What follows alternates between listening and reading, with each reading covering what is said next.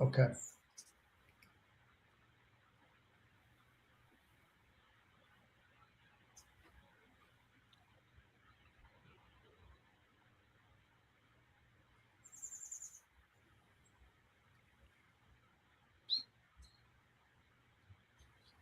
Well, hi again, everybody. Welcome to another episode of 100 Yards of Football. And today you're watching Take 5 with Steven Travers. And Steven, as always, is bringing in a special guest that we have. Today it's Dan Cholowsky, former California Bear All-American, a high school All-American, played in the minor leagues with the Cardinals organization, had a great baseball career. And we're going to talk to him today a little bit about his career, about the things that have happened from a family perspective. You're certainly going to enjoy it. Steven, thank you for bringing Dan on. For obvious reasons, here's a guy that was a history maker there in the Cal Berkeley program. From a baseball perspective, is one of the guys that just everybody looks up to, and played some of his best baseball while he was there in Berkeley. And I'm so honored and grateful that you were able to get him on the show with us today. Thank you very much, Harper. Well, as you know, in 1991, I was the bullpen coach at the University of California. And we've actually had several of the players from that team on this show. First baseman named John Zuber, a shortstop who played in the major leagues named Chris Klopinski. We had a sports information guy named Bobby Scott Ball. And there was another coach who's going to be on probably within the next few weeks named Bob Ralston. But one of the best players on that team, and it was a very talented team with some really great players, something like 4 or 5 reached the major leagues. And one of the star players on that team is our guest today, Dan Cholowsky. And I'm really honored to have Dan on the show. It's taken some doing. We've had to go back and forth, and he's a busy person, but he's managed to be with us and take the time to be on Take 5 with Steven Travers. Before we get started, I have to get into this holy trio, or trinity, if you will, of people from Cal that I know. And it's very unusual when I describe what this is. I have to ask you, what are the odds? So this includes 3 people. The first person is a guy named Greg Zunino. Greg Zunino is a good friend of mine. He played at the University of California baseball team for Bob Milano from 1978 to 81. The second person is a guy named Jerry Goff. Another good friend of mine, played for Bob Milano at Cal, also played football 1984 to 85 or 86. Third person is the man we're looking at now, Dan Cholowsky, played at Cal from 1989 to 91. Well, what am I getting at? So I know some people at Cal. My dad went to Cal. My brother and most of my cousins went to Cal. I coached at Cal. Of course, I know a lot of people at Cal. But what are the odds of this? The first guy, Greg Zunino, his son, Mike Zunino, first pick in the 2009 Major League Draft. The second person, Jerry Goff, his son, Jared Goff, first pick in the 2017 NFL Draft by the Los Angeles Rams. Third person, the person you're looking at here, Dan Cholowsky, his son, Rock, about a month ago, first pick in the MLB Draft. Now, what are the chances? First of all, what are the chances that I personally would know 3 people whose sons are first picks in the draft? It would be more likely that I would know 3 people who are first picks in the draft. Being involved in baseball, you're going to know successful people. But what are the chances that I know 3 people whose sons were? And yet that's what we're talking about. And that third person in the trio becomes Dan Cholowsky because of his son, Rock Cholowsky, who recently was drafted number 1. But we can talk a little bit about Rock today, but our interest really today is about Dan, because he was a great baseball player in his own right, and I saw him play at the height of his career. And so we're going to talk about what he did and his experiences in the game of baseball and how he's seen the game change, because it has changed drastically. So, Dan, I'm going to welcome you, and then Harper is going to do most of the biographical questions about your childhood and high school until he gets you to the point where you and I, our lives cross each other around 1991 at Cal. So, Dan, welcome to Take 5 with Steven Travers. It's an honor to have you here. Thank you for being here. Thank you for having me. It's an honor and a pleasure, and I look forward to talking to you guys.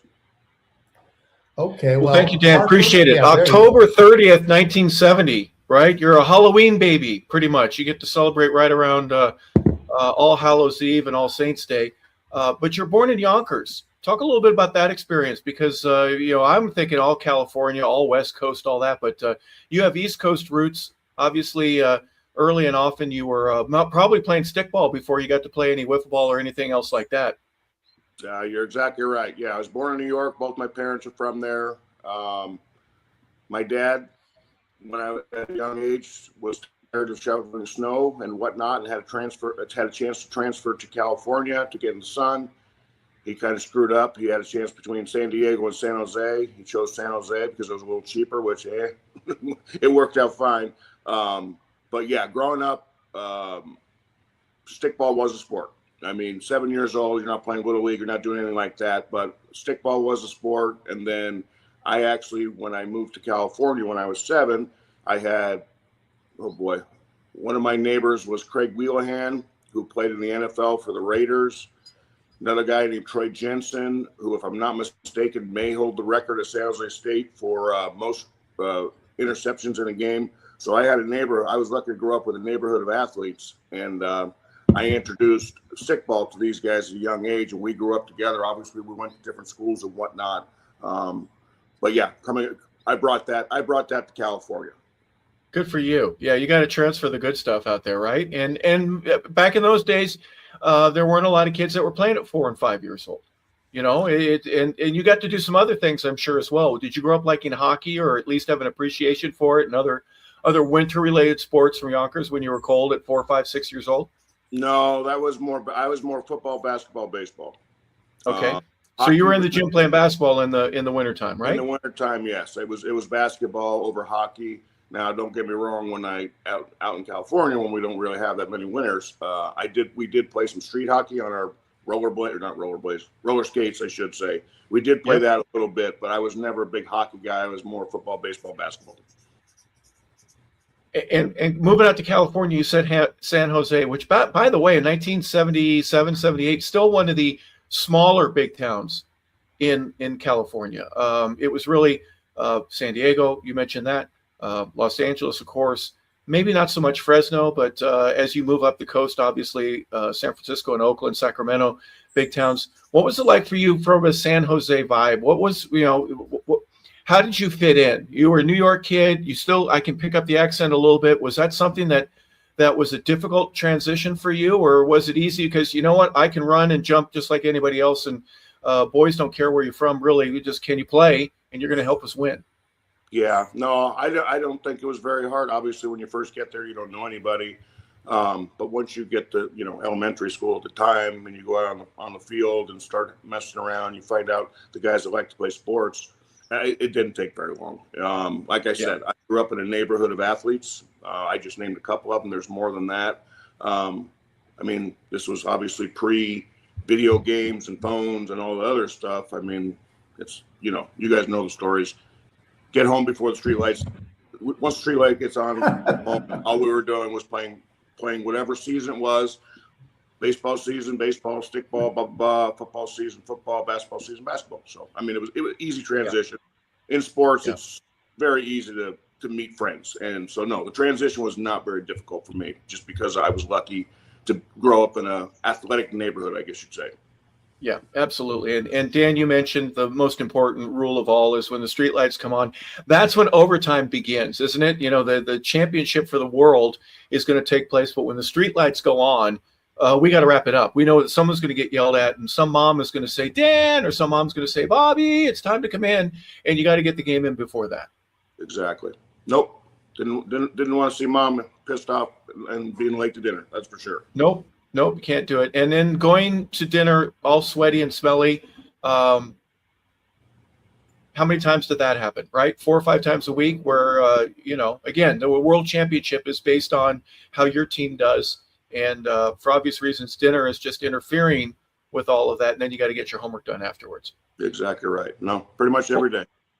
What was the school situation like for you, having switched over? Was there a difference that you noticed between, what would that be, second, third grade, in New York, and then coming out to California? Was there a different vibe academically?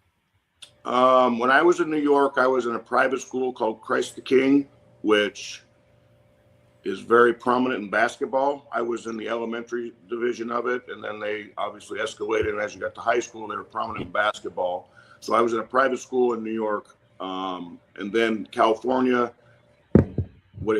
public school, no big deal, no difference. Didn't have to wear a uniform anymore, that type of thing. Right. Junior high, public school, not too far from the house. But then my dad made the decision when I was an 8th grader that he wanted me to go to Bellarmine Prep, because if he thought his rationale was that if I succeeded in sports at Bellarmine, I could get a college scholarship. Not that the school I would have gone to was no knock on the school I was going to, but Bellarmine Prep had a reputation that were winners. Case in point, the 4 years I was at Bellarmine, I was on 3 of the teams, but we won the championship 4 years in a row. Wow.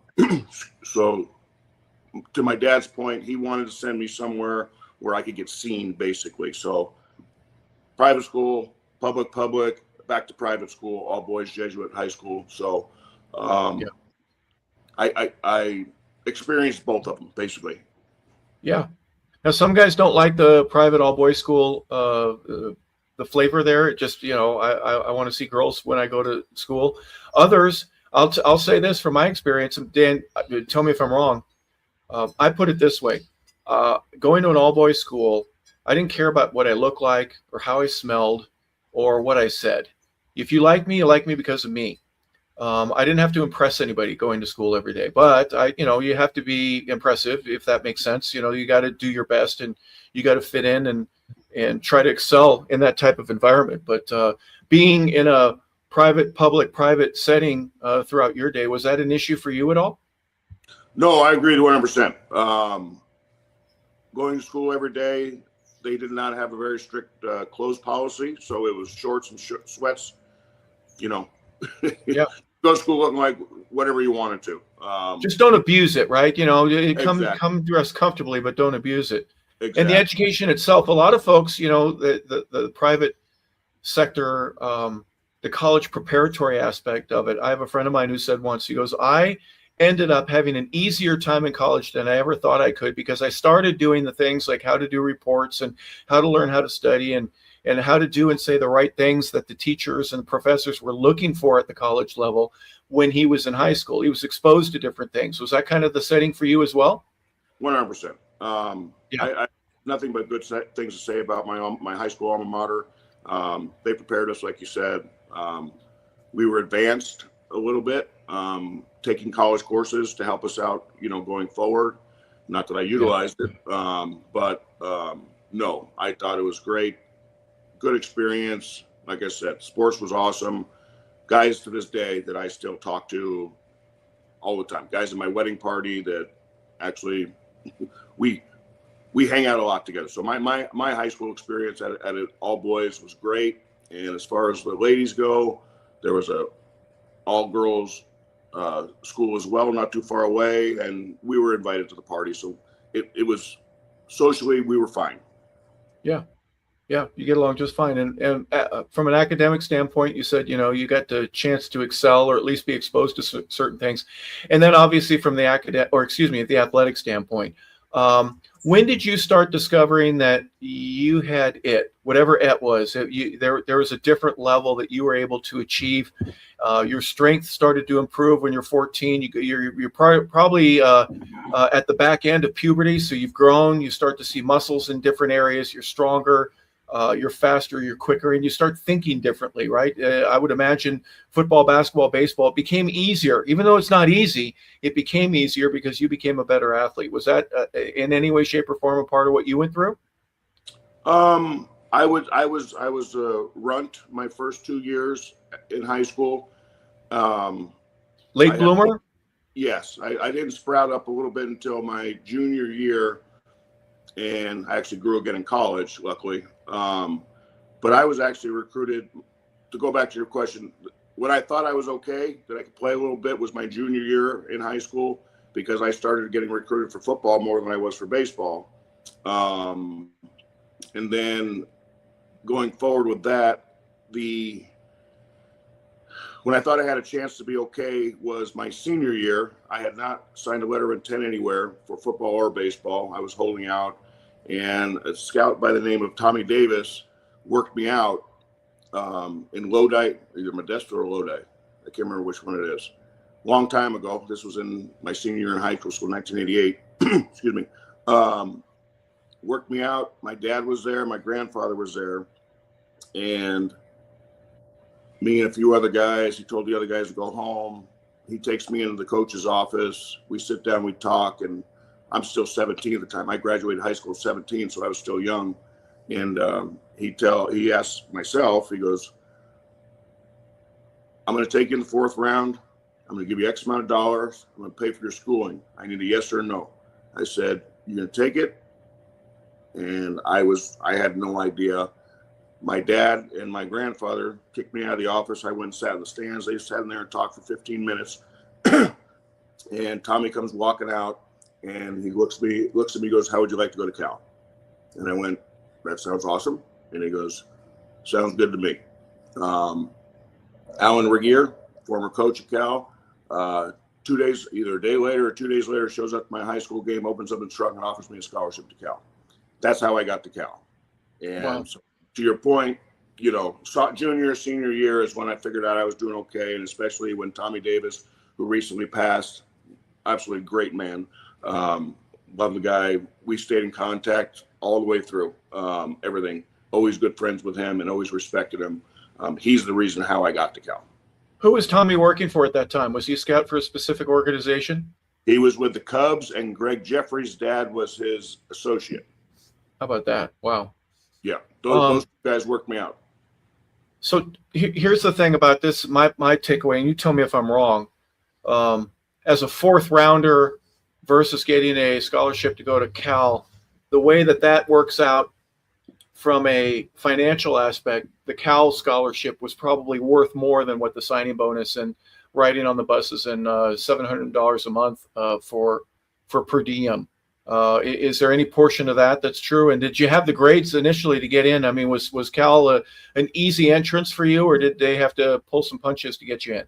No, I qualified. I had a GPA in high school. SAT score was fine. So I wasn't up here by any means, but right. I qualified.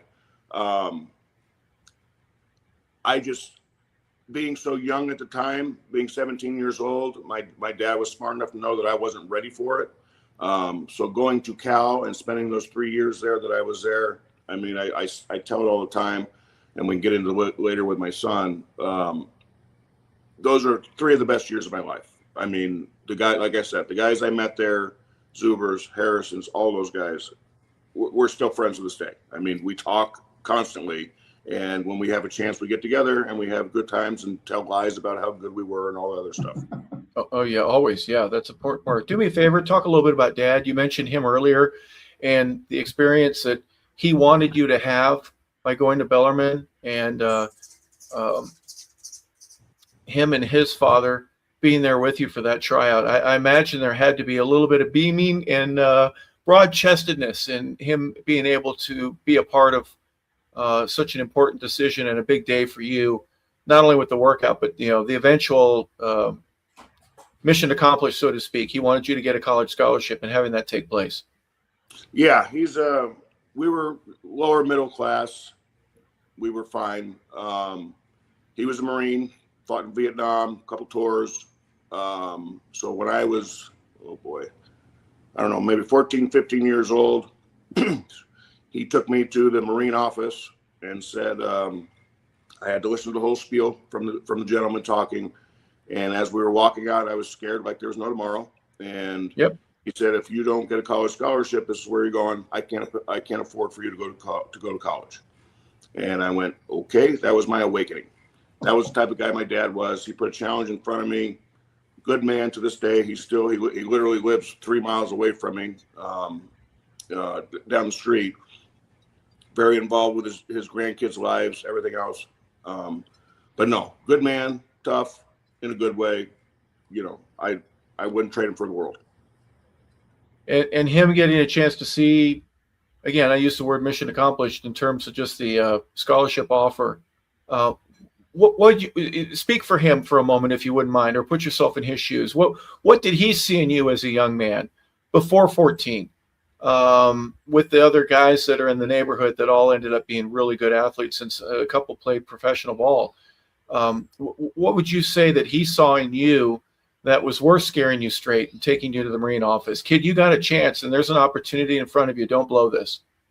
I think that he thought that I was having fun. I enjoyed playing, which in this day and age, with a lot of these athletes, especially my business, on the baseball side at least I could speak of, not the other one, you have to enjoy playing. Some of these guys consider it work, and you can tell watching these guys play. And I think secondly, I was very competitive. At a young age, did not like losing, whether it was sports, checkers, whatever the heck it was. I could not stand losing. So I think it was enjoying what I was doing and being ultra competitive, trying to win every day with whatever you were doing. Yeah. Well, having a dad that stuck with you and didn't make it easy, but the love of the game and the sport itself is something that was a great part of it. For him to notice and recognize that in you, as well as just the talent. You said you were the runt or the one of the smaller guys for quite a while up until your junior year. What happened in your junior and senior year? You said football too, you were recruited. So talk a little bit about that process and how you started to see how getting on the field, working hard, and doing a good job while having fun can pay off. And there's some letters I'm sure you would get, or coaches that were trying to reach out to your head coach to want to know a little bit more about you.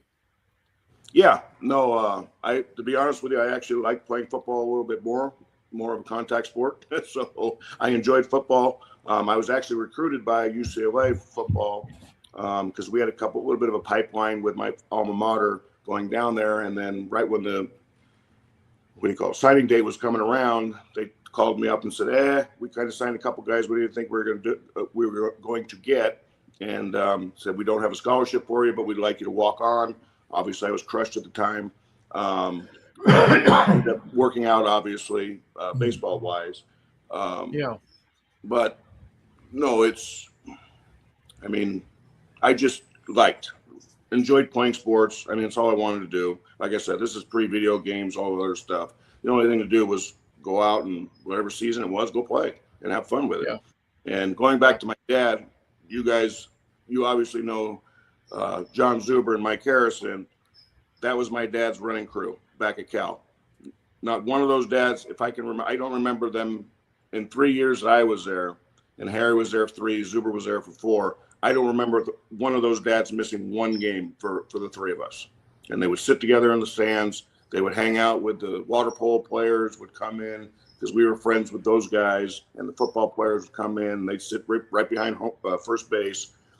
So sometimes they brought in some beverages for the dads. And I remember I remember the 3 of them being at every game for Zub, Harry, and myself. And I thought that was pretty cool. Yeah, getting a group of people, whether it be just parents or girlfriends or family members, that come to get to see even just 1 or 2 games, but having them at all of them, there's a real consistency of that. And I guess that draws you closer as kids, knowing that your parents are not only friends, they get along and they enjoy each other, but they're there for your support as well. Yes. And after we were done playing, they were still had good relationships with each other.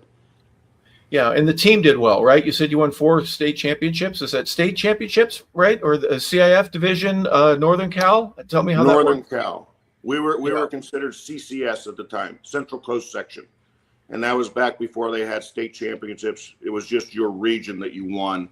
And the high school team I was on, there's a laundry list of guys that were drafted. Nobody signed out of high school, but everybody went to college and were drafted afterwards. I think it's probably 10 guys on my team, maybe more, that all played professional baseball after college, because you went to Bellarmine, You were expected to go to college first. So everybody went to college, then they signed their pro contracts. Amazing. And you still hold some high school records, so you're amongst great company with just the competitive nature of it. And then you were as good, if not better, than all of them put together in some areas. So congratulations on that. Now, is it you still hold some of the Bellarmine records? Is that true, or did you have some and then lose them all to some younger kid that that had a little more splash? To be honest, I have no idea. Okay. The class I had was awesome. Like I mentioned, Billy Owens with the A's, the assistant GM with the A's. I'm sure he did some damage there because he was 1 year behind me.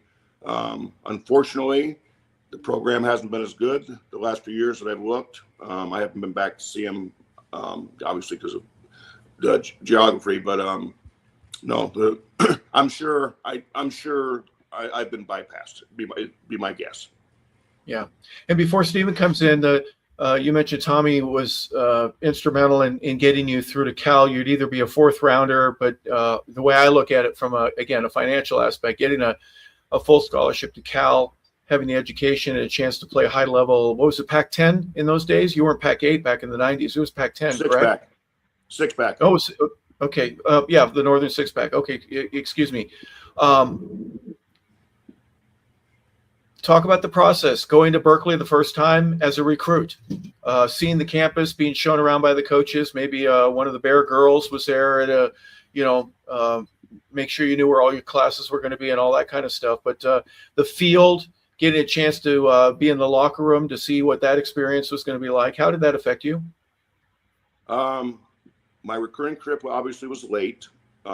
Usually you do it during football season. I was on the tail end of it. They brought me up there on Stanford weekend, actually. I got to meet the dorm room was John Keel and Darren Lewis. I met those guys first. They showed me their dorm room. I went to the baseball game at Evans Diamond, and day game, obviously, hot out there, no shade. You guys have been there. You know what I'm talking about. Good game. All of a sudden, who was it? Brian Scott. Bases loaded. Brian Scott slides into home. Out. Doug Robbins is the catcher for Stanford, and he steps on Brian Scott, and bam, bench is clear. Full-on brawl, going at it. And I didn't really understand what the Cal-Stanford rivalry was at the time. And then when I saw this happen, obviously I perked up a little bit in the stands. I'm like, this is kind of cool right here, how seriously these guys are taking this game. So that was my recruiting trip, was the Cal-Stanford fight, basically, on the field at Evans Diamond. I love it. That's, you're there as a guest. I'm sure the coaches were in some way, shape, oh goodness, this is going to ruin it. But it may have awakened your senses to go, you know what? These are going to be my brothers. I'm going to learn to fight and play with them, and we're going to do a lot of things together. And I'm exposed to them in a tough time, and they needed somebody, an extra body out there would help. But being exposed to that, and the way you didn't shy away from it, right? That was probably one of the things that sealed the deal, I would imagine, to say, yeah, I really do want to come here, and there's a reason. Yeah, for sure. No, Bob Milano, he created an excellent culture there. Great man. Sorry, he passed not too long ago. Another guy that, I stayed in contact after college. We would talk, we would visit.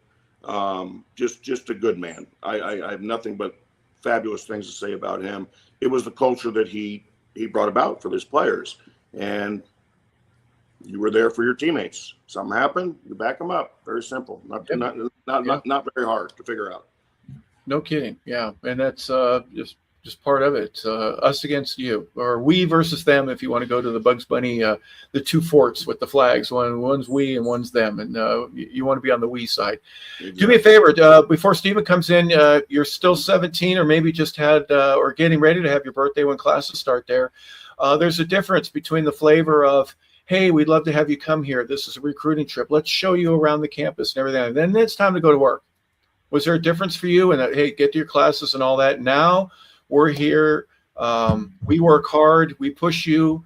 You're going to do things that you've never had to do before. We're going to stretch your athleticism. Getting to the ball field was never a problem. Getting to class, that's a different thing. When you're on your own for the first time. I mean, I got there. I stayed eligible for the years I was there, everything else. But, yeah, motivating to go to class. But as far as baseball goes, I lived at the park. I mean, I was there as much as possible, hanging out with the guys, doing our thing.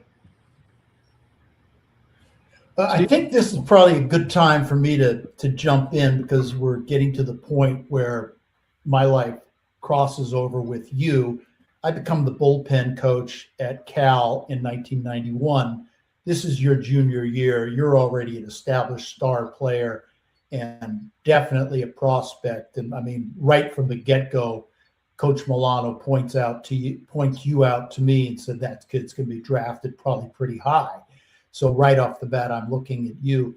To the extent that I made any contribution to that team, which was a very good team, I always made sure that I was available to throw batting practice down in that cage down the right field line. And like you say, you were always there early. Matt Luke, John Zuber, Troy Penix, all those guys were there long before practice was scheduled to start.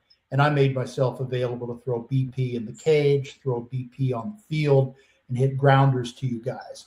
But I saw the work ethic that you had. Now, a couple of observations. You went to Bellarmine. That period of time, and I'm very, very aware of high school sports history in Northern California. This was the West Catholic Athletic League. And Bellarmine Prep was in this league. This is the league that stretches from San Jose, basically Bellarmine and San Jose, to St. Ignatius in San Francisco. And there have been some great athletes who have participated in this league.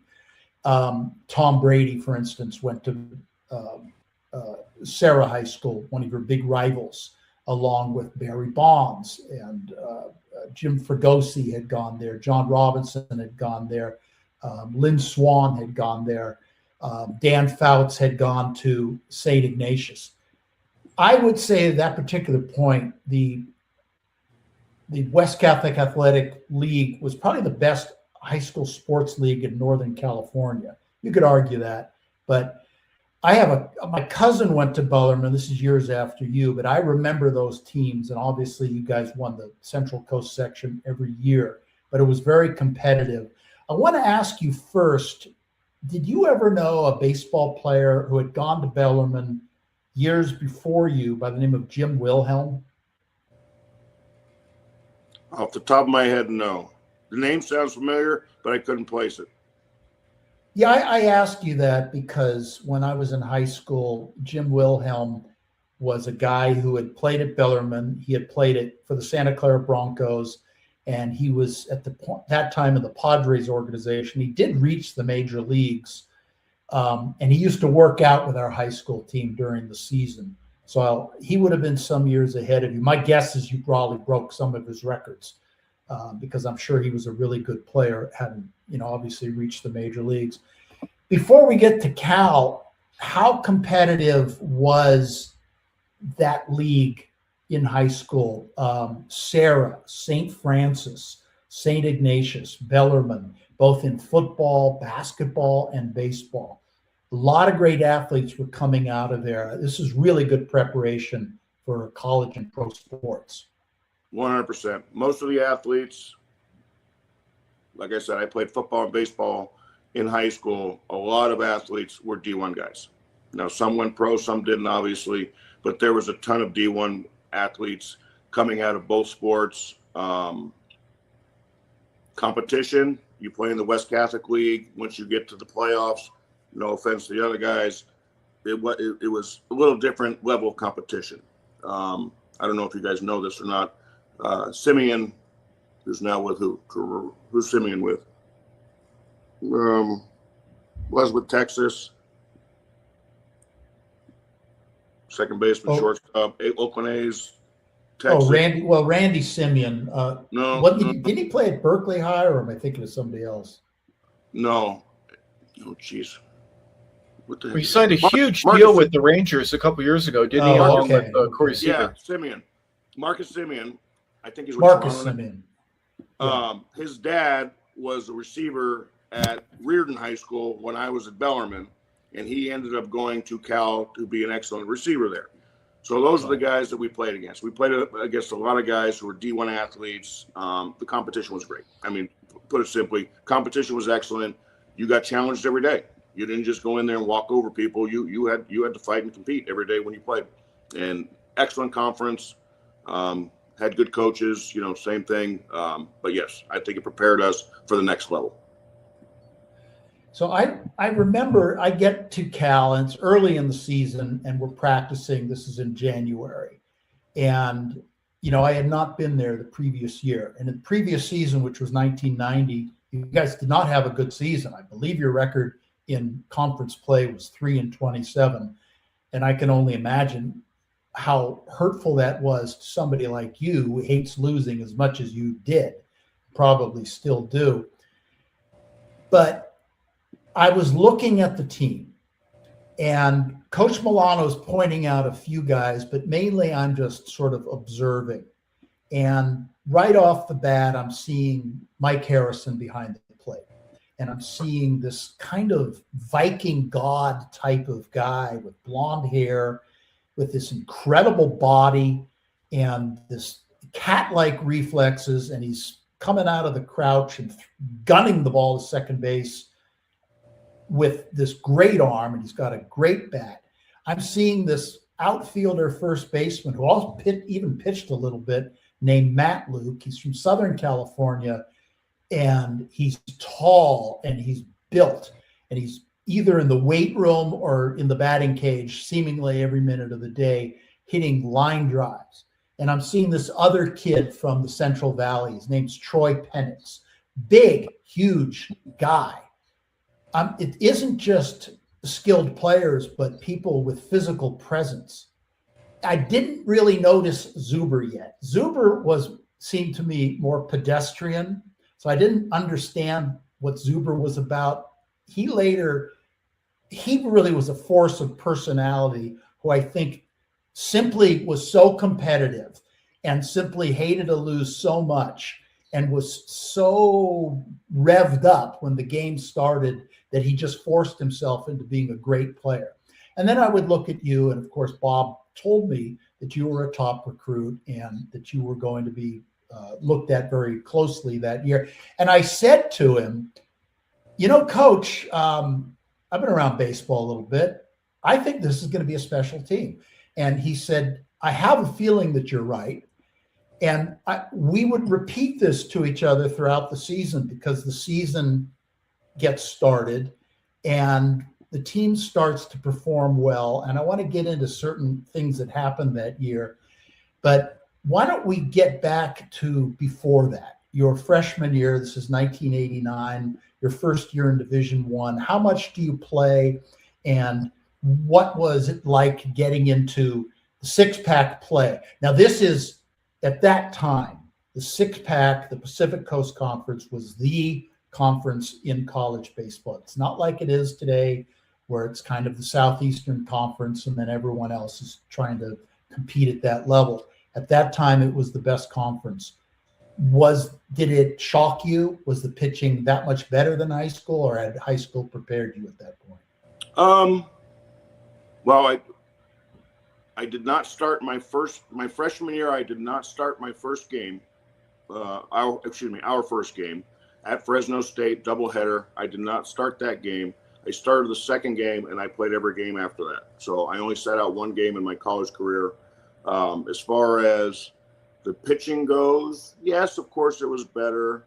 But like you said, I came from a conference, not as good as six-pack, of course. It was a step up, of course. But I was used to playing against guys that were pretty good. Obviously, a lot of these guys were big leaguers and all-stars and things like that, facing Messina, Spencer, ASU was always loaded. So yes, it's an adjustment. It's just like anything else. You have to adjust as best you can. Good year my freshman year, not great, nothing special. Better sophomore year, better junior year. So it's just adjusting each year and figuring out what you need to do to get better. Now, the team had actually gone to the College World Series the previous year, 1988. Yeah, I got bookended. How you got bookended? That's right, because they went again in '92. 92. Harry and I left in 91, and they went in 88, and then they went again in 92 with Zub, Luke, and all those guys. So we went to the regionals my junior year, lost to Wichita State in the finals of our regional. I think Wichita State ended up losing in the championship that year, maybe. Yeah. So we played a very good Wichita State team. Yeah, I was one game away from going to Omaha, but yeah, I got bookended basically. Okay, now I want to talk about a game early in the season. You mentioned playing Fresno State, so I don't think we opened with Fresno. I would say within the first week of the season, we went to Fresno. And I remember, remember those two-leaf fogs that they have in Fresno? It was foggy. It wasn't like we think of Fresno. It's a hot place. That's Fresno late spring, summer. Early in the season, there's fogs and weird weather in Fresno, and that's how it was for this 3-game series. I don't know whether we played 3 single games or a single game and a doubleheader, but I remember the last game, and I want to refresh your memory on this. As I recall, it's a high-scoring game, and I think we're winning 13-12, and it's the bottom of the 9th or maybe the 10th, and it's a night game, and it's a capacity crowd at Biden Field in Fresno, and we're holding on. I don't remember whether Zuber was pitching or playing first, but there's a play where they hit like a line drive down the right field line, and I think it was this kid named Reed, I believe, or maybe it was Luke. I can't remember. And the Fresno guy is rounding third and heading for home to tie it. But he's got a guy right behind him, and there's 2 runners headed for home. And they're obviously passing right by you because you're playing third. And the throw comes in. I think it's Zuber makes the throw. And Harrison catches it. And he's blocking home plate. The first guy slides on one side of the plate. Harrison tags him out. The second guy comes in, sliding on the other side of the plate, and Harrison tags him out. This was a play that was literally duplicated in the movie Major League with Charlie Sheen. But it actually happened in real life. How well do you recall that play? It ended the game, and I think it gave us a 3-game, I think a sweep of Fresno State, which really was a big deal because they were good, and it told us we're good. You remember that? Not really. It doesn't surprise me. The right fielder was probably Mike Lawn, would be my guess. Dave Lawn, who just retired from TCU, his little brother. Zub making a play, that's no shocker whatsoever, and Harry on the same end. So vaguely, but no, I don't remember it per se.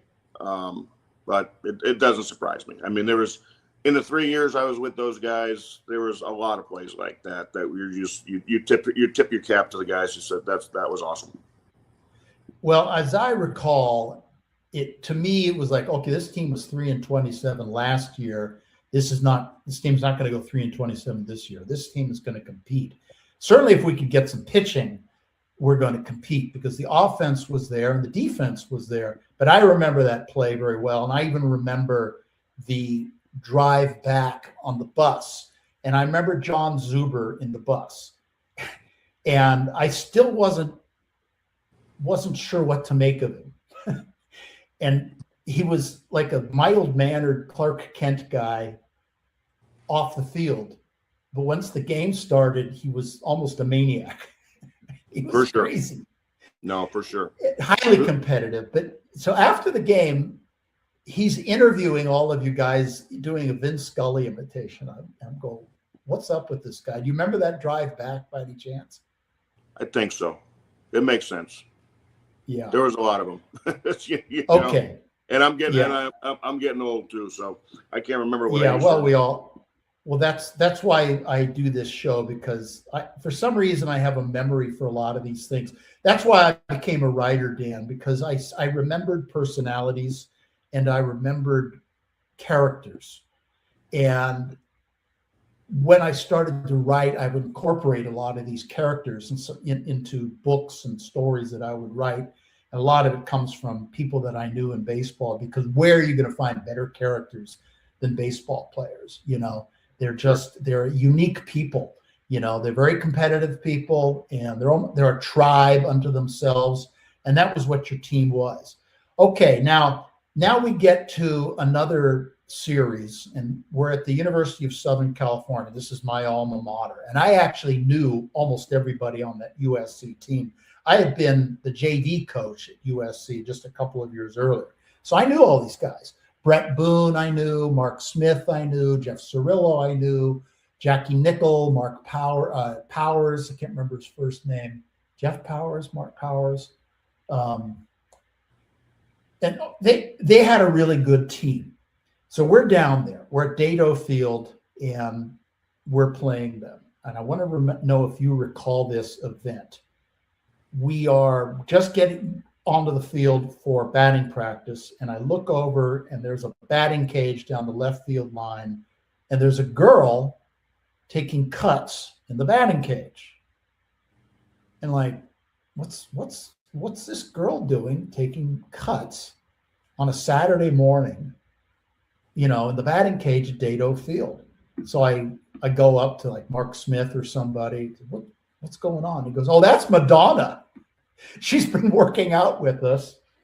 She's making a baseball movie." It's like, a baseball movie? Obviously it was League of Their Own, which I didn't know yet.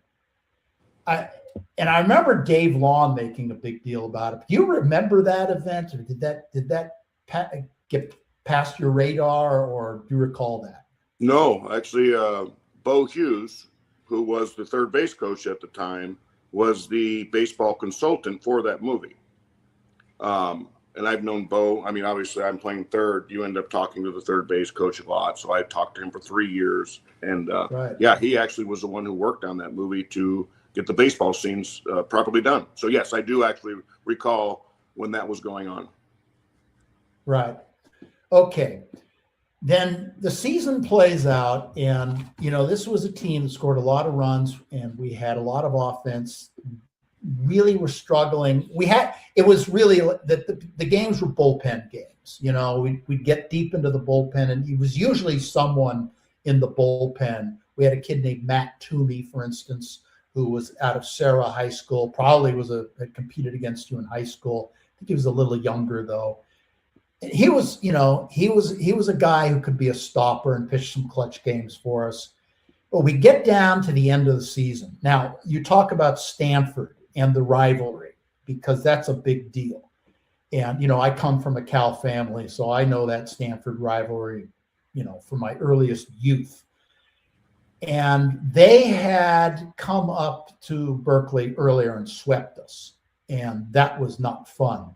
Now we have to go down there, and they had a really good team. They beat us 2 games. And we get down to the last game. It's a Sunday.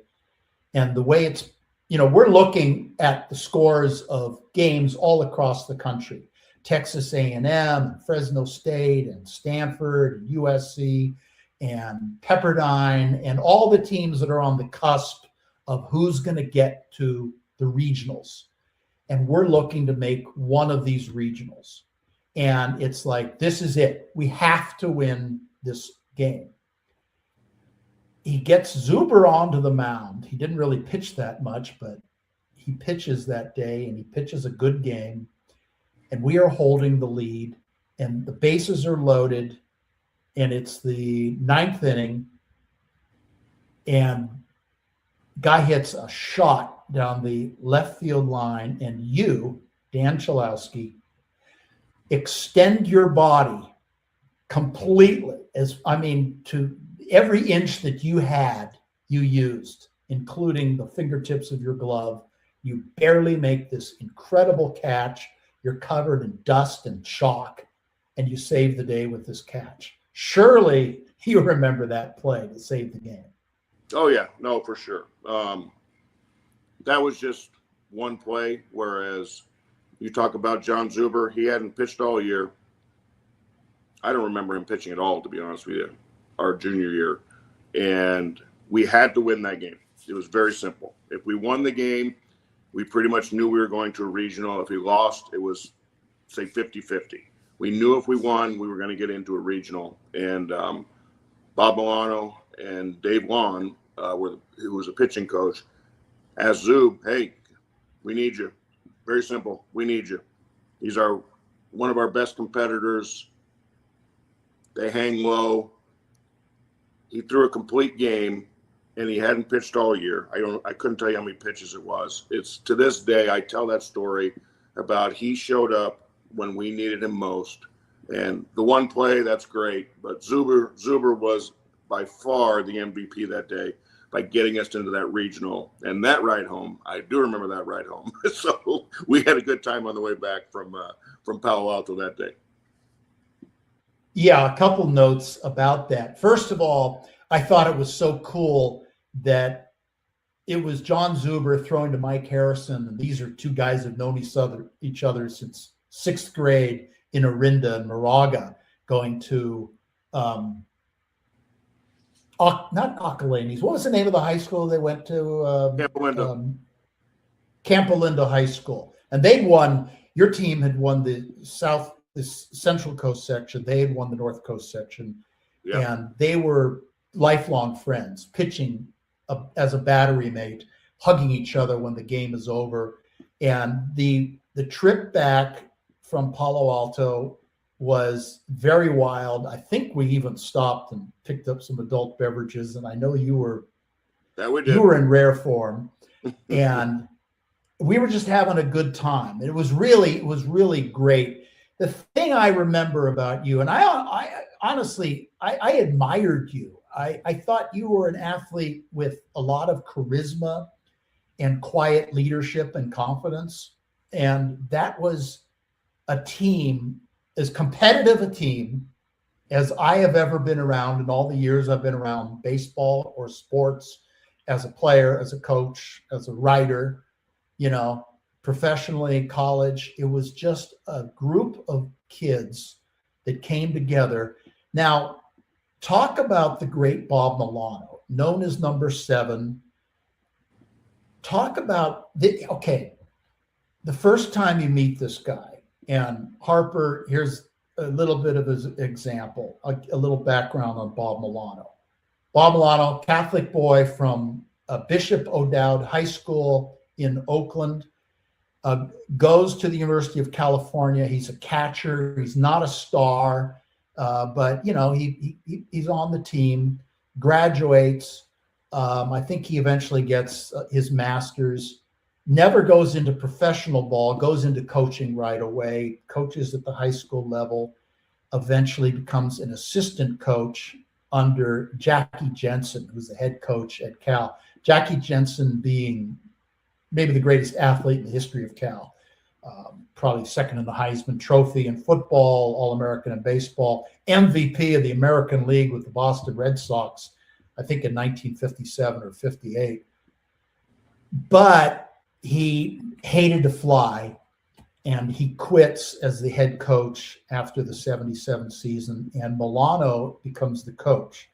And Milano was a great recruiter, and he brings in a lot of talent, and they go to the World Series in 1980. That's a team that I pitched against. Very talented team. They had the aforementioned Greg Zanino. They go to the World Series again in 1988. But Bob had, how do I describe him?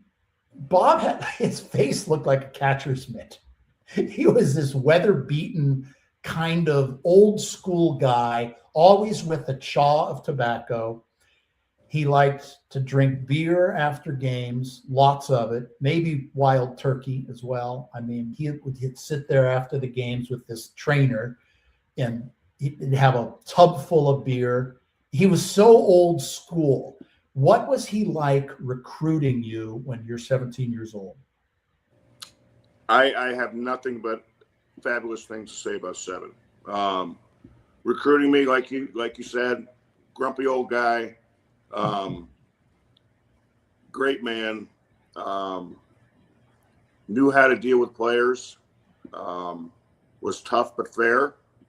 And when he was tough, it was okay. You know what I mean?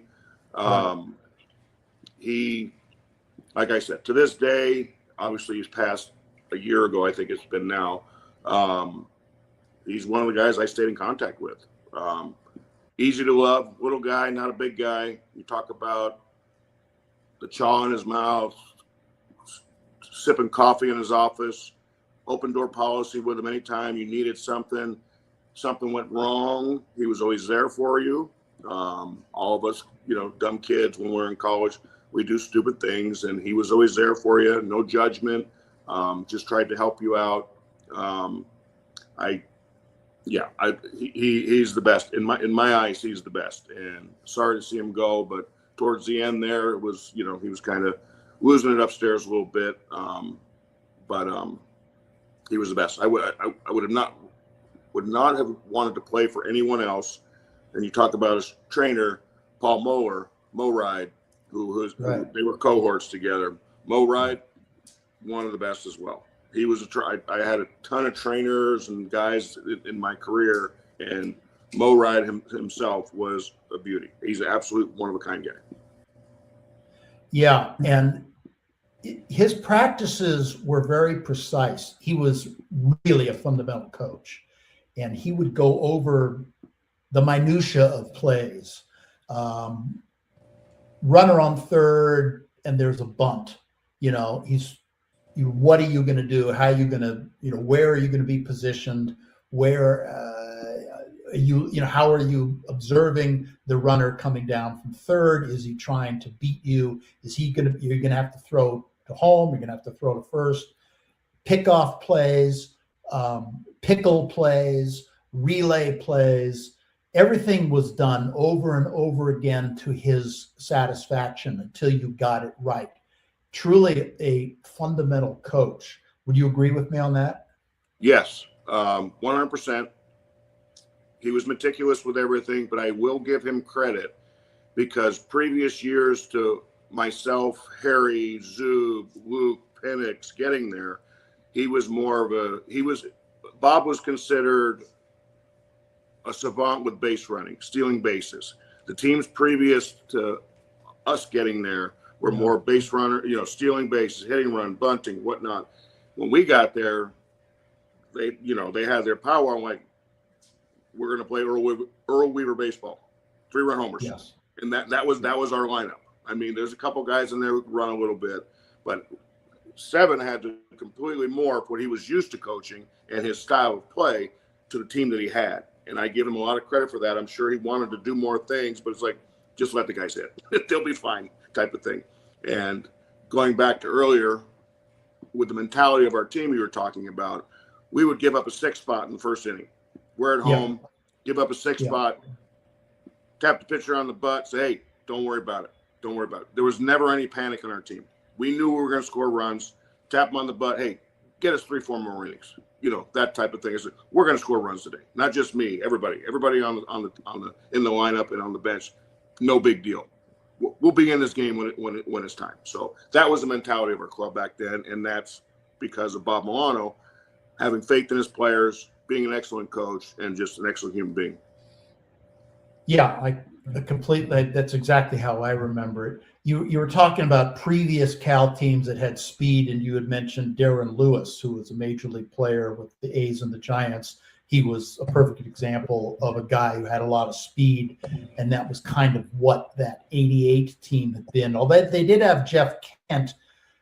Kent, I don't think, was nearly the player, and certainly not the prospect that he later proved to be.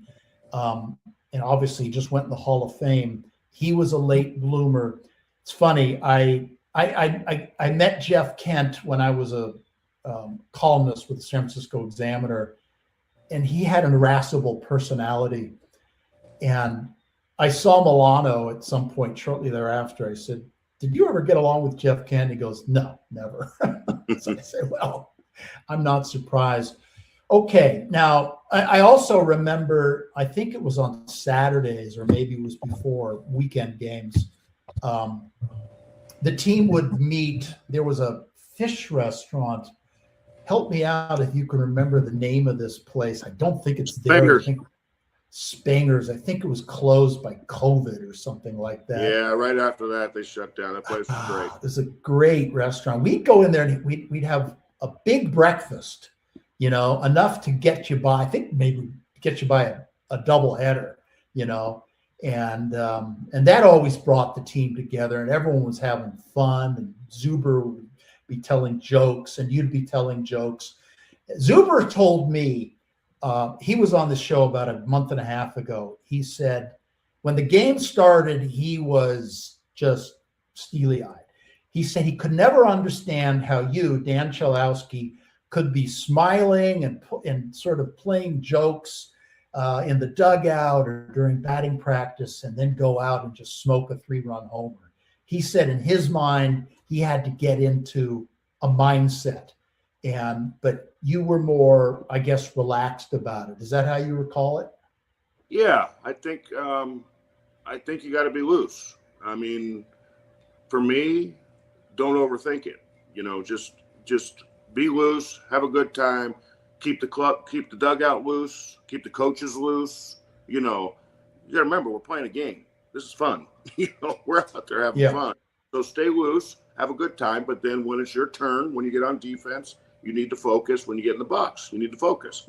I mean, we're only getting 4 bats a game, sometimes 5, depending.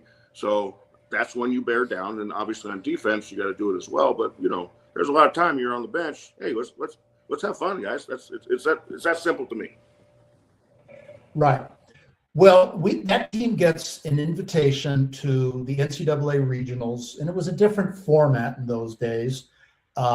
And it's, I guess you call it the Midwest Regional, I think, or the Wichita Regional, but it was in Wichita, and it's at the home of the Wichita State Shocker. Beautiful stadium. The crowds were huge, and it was a very exciting tournament.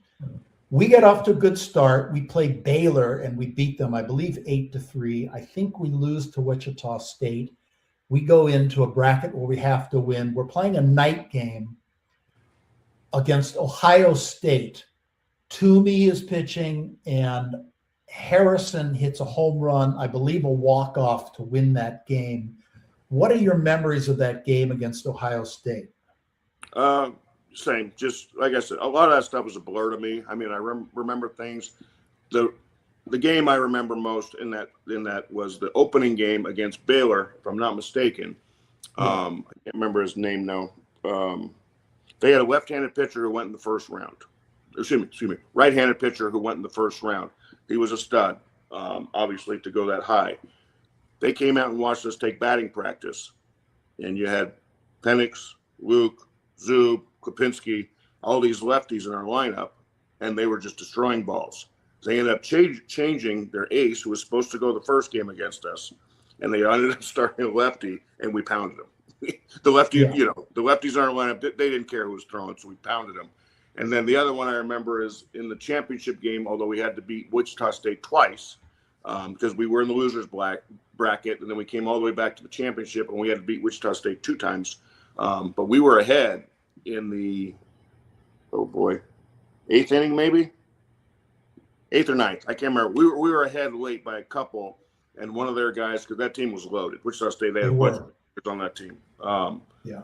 If I remember correctly, I came in and hit a grand slam, and we got beat. That's how we got bounced out of that regional. Right. You mentioned the batting practice. That brings back another memory, and I want to see if you recall this.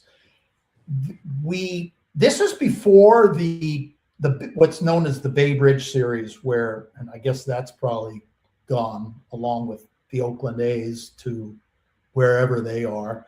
But for many years, there was a Bay Bridge series. The A's would play the Giants, and they played 1 game in San Francisco and 2 games in Oakland, or vice versa. But this was, I think, before that. And so the A's, who were really good in those days, I believe they had been in the World Series just the previous year, and they were strong. This was the Bash brothers. And they invited us to play a practice game or an exhibition game in Oakland. And I come out there, and I remember I knew Mark McGuire from USC, and he's like, what in the world, what are you doing, wearing that uniform? So I'm on the staff here at Cal. But we're playing the A's. First of all, I remember being in the outfield was Bob Ralston, Dave Lawn, Al Regier, and Bob Milano, and myself. And Tony La Russa was so generous with his time, talking to us about scouting and just baseball and what it's like to manage in the major leagues and handle the personalities that he did, which was really a challenge. Then there was this batting practice, and I wanted to see if you recall this. And we're all kind of standing around, really with our jaws dropping to the grass. And it's McGuire, and it's Canseco, and it's Dave Henderson. McGuire he's not wearing a T-shirt or a uniform shirt. He's wearing a muscle shirt. And he's hitting absolute bombs deep out of the Oakland Coliseum. Henderson is then coming to the plate, Dave Hendu. He's hitting bombs. They're trying to outdo each other, and they're, yelling at each other, one-upping each other, doing all this. It was unbelievable. Do you remember watching that? Is that something you paid any attention to? Oh yeah, no, they were. That was a fun day. It was the reason why we got brought over there, if I remember correctly, was Dave Stewart wanted to get a few innings in Yes. before the opening day start. I think he threw, I don't know, maybe 4 or 5 innings, something like that, if I remember correct. It was only like a 6 or 7 game or inning game. But no, I remember we didn't take BP, but they were taking BP, and it was fun to hang out. Like you mentioned, Dave Henderson, Dave Lawn's little brother, Mike Lawn, was our right fielder at the time, and he was hanging out with Hendu. And if you remember back in the day, the way Hendu would catch the fly balls out of center field, he was mimicking Dave Henderson, and it was actually that I remember the most because it was really fun to. Oh yeah. Because Hendu was like giving him shit, and he said, "Hey, white boy, hey, you can't do that," type of thing. It was that stuff. But yes, I do remember that. The game was outstanding, awesome experience. Former Cal guy, Blankenship was on the team. He was on that team as well. Carney at third, Mike Gallego, who this is a flash in the pan. Mike Gallego, his son Nico was a coach at Cal 2 years ago, and Mike came out to when the Bruins went to Omaha 2 years ago. Nico's dad, Mike Gallego, came out, and he and I ended up hitting it off, talking about old times. He actually remembered the game, that type of thing. So I ended up hanging out with Mike Gallego for about 4 or 5 days while we were out in Nebraska. So that was a fun time. So yes, I remember that day. That was a fun time for sure. Yeah, it was. Okay, I think those are the main memories that I have. So I'll swing it back to you, Harper. You can ask Dan about being drafted and going into professional ball and the culture of the St. Louis Cardinals. That's a culture that I'm familiar with because I played in their organization. And I played in the Cardinals and the A's, and I can say that there are differences in the cultures of professional sports teams. And Dan, I'm sure you can probably speak to that. You've seen a lot of it in your career. But there was a difference between being a Cardinal and being an A on any number of levels. But you can get into that later. Harper, why don't you ask Dan about going into the draft and getting into the professional ranks? Well, yeah, your success on the field, Dan, speaks for itself. And was there word before the draft where you would go? And were there a couple of teams that were kind of honing in on you and letting you know and trying to visit with you and just get to know a little bit more about you before they made their selection? What was that process like for you? No, there wasn't any teams that I spoke to per se, but Bob Milano, after we lost to Wichita State in the, regional, he took me and Mike Harrison into his hotel room, and he gave us an idea of where we were going in the draft. He'd obviously spoken to teams, things like that, and he said that I was going to go an X amount, and this is where Harry was going to go. So we had an idea of where we were getting drafted, but as far as teams go, there was no social media back then. I mean, the scout who drafted me, Jimmy Johnson, I think I'd met him one time, and then he calls me up on draft day. So no preparation, no. Seven, Milano, he had an idea, so he was the one who kept Harry and I the most informed when it came to draft day. Well, when you get the call, again, social media is a little bit different. I've heard way back in the 70s that Joe Theismann, for example, was out playing basketball on the other side of campus, and his buddies had to get him. He missed the call. They had to call back, and not quite that way for you, but just go over that experience if you wouldn't mind. What do you relive about it that was noteworthy in terms of this is for real, and I'm about to be a professional athlete. If I can interject just a second before Dan answers that, and I went through this myself. What happens is these scouts would get to you during the college season, and they'd say, well, we think we're going to draft you, and they would want 2 or 3 phone numbers.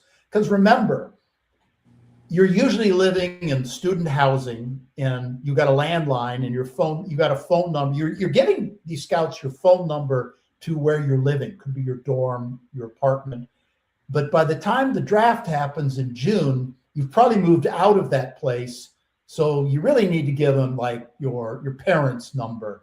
And there was all kinds of confusion, and they would only publish the first 2 or 3 rounds of the draft in the sporting news. So you had to wait for the sporting news to come out. Maybe the paper would have it.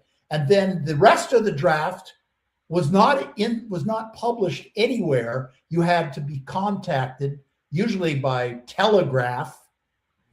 There was no internet, no email, no text. And it was kind of a crazy system in which sometimes a guy would could actually go 2-3 weeks, not even realizing he'd been drafted. So I just wanted to interject that. I'm sure that's not what happened with you, Dan, but that was a system that was in place and probably was still not that much different with some of the players that you played with in minor league ball. Oh yeah, no. I the day of the draft, I was at my parents' house because I already moved out of my place at Cal, so I wasn't home at my parents' house. Had a couple guys over the house, waiting for the call. You don't know, you're just sitting there by the phone, which stinks. I actually left and went to the store with a couple buddies to go get something to eat and something to drink, and came back, and the call came when I was gone. And my agent was actually at the house at the time, and he spoke to the scout who selected me, and he didn't even tell him what pick I was. So I had no idea what round it was, what pick it was. I didn't know anything until after the fact, until he got involved with it with, oh God, who's the GM then? You know his name. I can't think of it, with the Cardinals. It wasn't Ted Simmons. Oh, okay. He was not there when I was there. Yeah, Ted Simmons was the GM, so I didn't know it. I did not have a lot of information, put it that way, when I got drafted. I was happy to get drafted, obviously. I told the scout, come by tomorrow, I'll sign, I'm ready to rock and roll. You know how it goes. They lowball you, they do all this other stuff. So it took me a little while to sign. I ended up going back to the Cape for 2.5 weeks maybe, until they hashed out the contract, and the agent, myself, and my folks were happy with what their presentation was. So I didn't sign right away, even though I wanted to, just because the Cardinals at the time were, like any team does, they lowball you a little bit out of the chute. That being said, what was that negotiation like for you? In the NFL, there's usually a slot. There's a high and low end in the draft between your first, second round. Your low end in the first round, the lower end, the bottom end is still going to be higher than the second round guy. It's just all the way that it is. Is there the same type of order? Did you experience that? You said you got lowballed a little bit. They're just going to try to sign you, even if it's for $500 less. They're going to split the bear, right? To split the baby in half and in terms of trying to do that. But you said a couple weeks. Is that longer than normal? No, I mean, I had more time. Yes, it was somewhat slotted. It's not like it is this day and age where you can look on Baseball America and see exactly what every slot is for the draft nowadays. It wasn't like that, but the agents had an idea of what the money was. And what a lot of the guys back then, the agents back then did is waited for the guy to sign one pick ahead of you or one pick below you and kind of go off of that.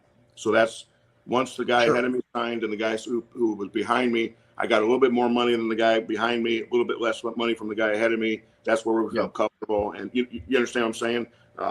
Yeah. So that's how we figured out the slotting system back then, is what was going on around you type of thing. It wasn't set. It wasn't put on paper like it is nowadays with the teams. I mean, you don't have to abide by the slotting by any means. I mean, obviously we see that every year in the draft that guys take under slot money, guys take over slot. You know, the high school kids get pushed down third round, they sign for bottom of the first round money, you know, things like that. So, but there was no real guide back then. So, but I didn't want to sit on the couch too long and do nothing. So I wanted to get out and play. And it was a fair offer. I got what I should have got, basically, is what it was. And you start playing. Tell me about that. You know, what was the experience like? You know, you get the uniform for the first name, your name's on the back of it. You know, it's kind of nice to be a part of it. Double A, single A, where'd you start? Oh, I started in the New York Penn League, which was the college league for the guys in the draft. Hamilton, Ontario, right? Yeah, Ontario, Canada. Hamilton in Canada, right above the border, right next to Toronto. I think I only played 3 games. I think it was 3-4 games. Fastball up and in, got me, broke my wrist. So I did my first season, I was on the DL. And then I was healthy enough to get back to instructional league in St. Petersburg, Florida. It's just, you know, met some good guys. Coaches, Cardinal coaches were great. They knew what they were doing. They were all baseball guys. They took care of us. Whenever I see them at the park, if they're, you know, the guys I've seen over the years with me getting back into scouting, I still go talk to them. They still remember. So no, Cardinals was a great experience. I got into it a little bit after the strike year. I was with them and they wanted me to cross over. I said I wasn't going to do it. My dad, blue collar union type guy. There was no way I was going to cross over to that. So we kind of butted heads a little bit. And then I went to the Cubs, and then I finished up with the Rockies in 1998, I think it was. 98, I think it was. So I played for 3 different organizations, 2 short stints with the Cubs and 1 with the Rockies. They were all great. I mean, I have nothing but good things to say about these guys, the coaches, guys I played with, you know, good guys. Not as much. I don't keep in contact with the players in pro ball like I do with the guys the 3 years I was at college with. I mean, those guys are lifelong. The people you meet in pro ball are kind of, I mean, you hang out with some, but for most, it's, you know, your teammates or your competition, basically. You're all fighting for the same 25 spots on TV. So it's hard to get close to guys that you play with in the minor leagues. And then when you get done, you're only together 4 or 5 months, or minor leagues 5 months, whatever it is. Everybody goes their separate ways. Whereas in college, you're with these guys all year long, basically. So pro experience was excellent. You know, I have no complaints about it. Put it that way. St. Pete, Arkansas, Louisville. You were at Colorado Springs for a year, I imagine. That's with the Rockies organization. Des Moines with the Cubs. Please forgive me. Yes, absolutely. In Iowa, Orlando, if I'm not mistaken. And then if I'm missing something, please let me know. I just what I was looking at off the top of my head, I'm trying to remember your experience at that level. What was the biggest difference maker for you? Was it the pitching? Because, you know, everything is different. What was most different for you in that you go, everybody is good. Everybody's working on getting better. Everybody is either coming down from a major league level or going up to one. And, you know, you're all competing, as you mentioned. Go ahead. I didn't see a big difference. I had I'm not going to give the woe is me. I couldn't see like I used to see when I was younger, and I had to wear glasses. And for me I couldn't figure out how to pick up spin anymore towards the end of my career. So my batting average obviously dipped. I didn't hit the way I used to, which on me, whatever. But I will tell you a funny story. I've told the story multiple times. I got converted to catcher. I played third base, second base, outfield. I played all over the field. When I was in AAA with Des Moines, you mentioned Orlando. That's what made me think about it.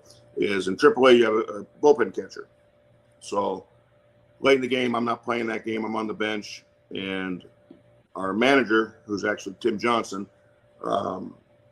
wants to get a guy named Mark Bichota hot. Big right-hander, pitched in the big leagues. Good fastball. He was 93, 95 when that was hard, and he had a real good split finger, and he pitched in the big leagues. Long story short, he was our closer. They needed to get him hot. The bullpen catcher had to use the restroom. Goes in the clubhouse.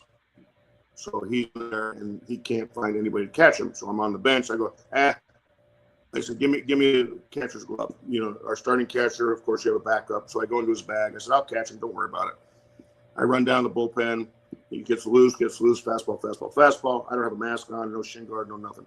And I'm catching, and he goes, split finger. And I'm like, yeah, bring it. And he kind of gives me one of these, like, you serious? I'm like, yeah, just bring it. So I catch him. He goes in the game. Game's over. I go into the clubhouse, and I'm in my locker, and the manager calls me into his office, and he goes, hey, Chow, we're sending you down to Double-A. And I said, screw you. I said, I'm not going to Double-A. I said, I've been in Triple-A for a couple of years now, and I'm like, I'm not going to Double-A. He goes, no, relax. He goes, we're going to send you to Orlando, which made me think about this. Bruce Kim is the manager. We're converting you to catcher. And I had not caught ever in my life, basically. And so they sent me down to Orlando. I caught this was the last month of the season. I caught down there, and it's actually where I met my wife, was in Orlando. So it worked out okay. It's funny how things work out, isn't it, Dan? Oh, for sure. No, like I said, if the bullpen catcher didn't have to use the restroom, I would have never gotten sent down to Double-A to learn how to catch. And you wouldn't have never met your wife. Pretty much exactly right. Wow. Well, another aspect that I'm thinking of too is appreciation how difficult each of these positions is. It's not just a walk in the park. There's certain foot placement, basic fundamentals, what to do, where you need to be, a step ahead in the chess game of baseball, and being a catcher. Did that help you at all later on to help you either when you're scouting for a kid to watch for certain tendencies that, this kid may be a guy that would be behind the plate, or a guy that is behind the plate now that I see him in another position? Did you start to recognize things like that with a little more leniency and maybe a lot more wisdom because of the move that you were forced to go through? Oh, for sure. No, for me, it's just athleticism. I mean, you can tell the guys are athletic. You can tell the guys you can move around, play different positions. In my business, obviously, when we get into draft rooms and we start talking about players, we want the guys that played multiple sports. I mean, it's that simple. We want guys that have, a wide range of athletic ability. And it's more so, I mean, it's happened in the past, obviously, where catchers go somewhere else, but it's usually your shortstops, third baseman that you convert to catcher. So it's usually the position players who haven't done it before. Those are the guys you convert behind the dish. It comes down to your feet, comes down to your hands, all that other stuff. And like I said, it's purely athleticism. I mean, we're drafting athletes who know how to play baseball is what we're trying to do. And yes, that's what I look for when I go to the park, when I scout these young men, and hopefully put a Reds uniform on them, and hopefully they get to the big leagues and help us compete at the highest level. Yeah, absolutely. I mean, that's the goal for everybody there. No matter what team you're working for, you want to go, if this kid has it, let's see how we can get him up to the level that he needs to be at, where he can be successful, at Great American Ballpark every day of his life. Yep, for sure. Yeah. Well, you said you met your wife. You have two children. You have a daughter first and then a son. Can we talk a little bit about what Rock's experience was like? I have to admit, I watched the video, and you sat there right next to him. You didn't move. Dan, you let him go through what he went through right there, but you were there, but that was his experience. So before we get to that, just talk a little bit about his career starting out in Little League, I would imagine. Maybe not playing stickball like Dad did, but, other sports. Was he involved pretty much athletically with baseball and basketball like you were? Football? Oh, yeah. Yeah, for sure. No stickball, but there was a lot of wiffle ball growing up. That's for sure. There you go.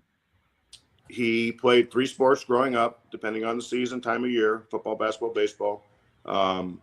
Once he got to high school, he shut down basketball because it kind of coincided with the start of baseball season. But he was a starting quarterback his senior year there. He was actually recruited to play quarterback at multiple D1 schools after his senior year. Declined, obviously. He committed to UCLA baseball at a young age. Freshman year, COVID year, actually. John Savage had somebody come work him out and took some video of him, and he was offered a scholarship after his freshman year to UCLA. And that was a school that he wanted to go to from a young age. My wife's family is in LA, and there's pictures out there of my son going to UCLA at 7, 8 years old, wearing UCLA gear. Why he fell in love with it, I don't know. But that was where he wanted to go. So he was lucky enough to get to attend the school he wanted to go to. Got there on campus. Savage, the coach there, started him from day one. He started every game, never missed a game in his college career, played 3 years there. I'll back up. Previous to the draft in, 2023, he was offered first round money to go to sign. And he was steadfast that he wanted to go to college. And I think that had to do with me and my wife, who went to college as well, speaking to him, saying, and I'd always tell him, I said, 3 years at Cal are 3 of the greatest years I ever had. And my college is awesome. It's fun. I said, college is fun. And you get to play with a team, whereas once you get to pro ball, you're playing to get to the team. Whereas your minor league experience is not always great. And, if you go to college, you're successful, you'll probably move a little quicker if you do what you're supposed to do. So he turned down a bunch of money in high school, went to college for 3 years, obviously worked out, as we saw last month, to start his pro career. And he's out there right now in high A, trying to get his feet wet and, get it going and see what happens. If I could interject just a second here. First of all, I want to go back to something you said right from the beginning. And Harper, this is right down your alley. And Dan, you don't realize this, but you were talking about growing up. And you were saying, yeah, we'd play until they turned the street lamps on. Every interview that Harper has done on Take 5 with Steven Travers, he's talking to kids and he says, so what was it like growing up? Did you have to play until the street lamps came on? And you brought that up. So I thought that was a great observation. Secondly, John Savage, and I've had a chance to meet him a couple of times, and he honestly, he should have been the USC coach. There was a snafu after Mike Gillespie left USC, and Savage had been an assistant there. And he wasn't given the job, and he went over to UCLA, and he turned that program into a dynasty. But I want to say just a couple of things about watching your son. And look, anybody who wants to know about Rock Cholowsky, there's plenty of video and a lot of information. And obviously, he's got the tools. But what I was watching when I was looking at him, I first saw him last year, and I started texting you. I said, this kid really has the stuff. And then this year he really came into his own. But the things that I noticed were his body language, his facial expressions. Just to give you some examples, there'd be a play and the catcher would have his mask off. Rock could pick up the catcher's mask and hand it to him. There'd be a play in the field and maybe a close play or whatever, and Rock would smile at the umpire. You'd look into the dugout and you would see his body language with his teammates, and you could see the camaraderie. You could see a quiet leadership, very much like you had. And he just had these intrinsic aspects of his personality and his body language, which I noticed. And the other thing, I think which plays to that. There were some games, and it was a really good UCLA team. I mean, how they managed to lose in the regionals, I don't know. That was very unfortunate. I think they probably got ahead of themselves. Maybe you can talk about that. But it was a great team. It's one of the best college teams I've ever seen. And I watched your son play a lot in the Big Ten Conference, and I saw him play the Trojans a lot, as well as other games. And there were a number of games, at least 2, where he got shut down by the other team, and his teammates picked him up. And, it was like, okay, here's this guy, he's our guy, and he's the guy carrying us. And everybody is going to have a down day. They're going to, pitching on the other side is always going to focus on him. And his teammates would pick him up and win in the 9th inning. They get the hits or maybe he's being walked or whatever. So I just noticed these things about his personality and about the aspect of his leadership and what a team the Bruins had this year. It was a team. Speak to that. Do you think, am I correct in what I was observing? 100%. I actually compare them to our 91 team, just with the camaraderie, and there's no jealousy on the team. Everybody is rooting for each other. Everybody has the one goal, and that's to go out and win every day. No animosity. Somebody goes 3 for 4, and you go 0 for 4, and we win. It's okay. It's okay. We won the game. That's all that matters. And I think that was our team in 91. It really was. And we have a thread of 30 guys from the those Cal years that we kind of talk almost every day with our thread. So for me, it was teammates, no jealousy, same goal in mind. Yeah, everybody's going to have bad days. Happens. I mean, baseball's hard. It's not an easy sport, especially hitting. It's not very easy. So yes, their team, and you can see it off the field as well. I mean, I was lucky. I get to hang out with these guys, and they know what I do, so I get to talk to them a little bit more than most parents do. So yes, it was a very good dynamic. John Savage did a hell of a job with these kids. After their freshman year, they won 19 games. They were terrible. Their freshman year, they were terrible. This day and age in the portal going on, guys could have left. Guys could have got more money going to the SEC, yada, yada. Nobody left. They all stayed.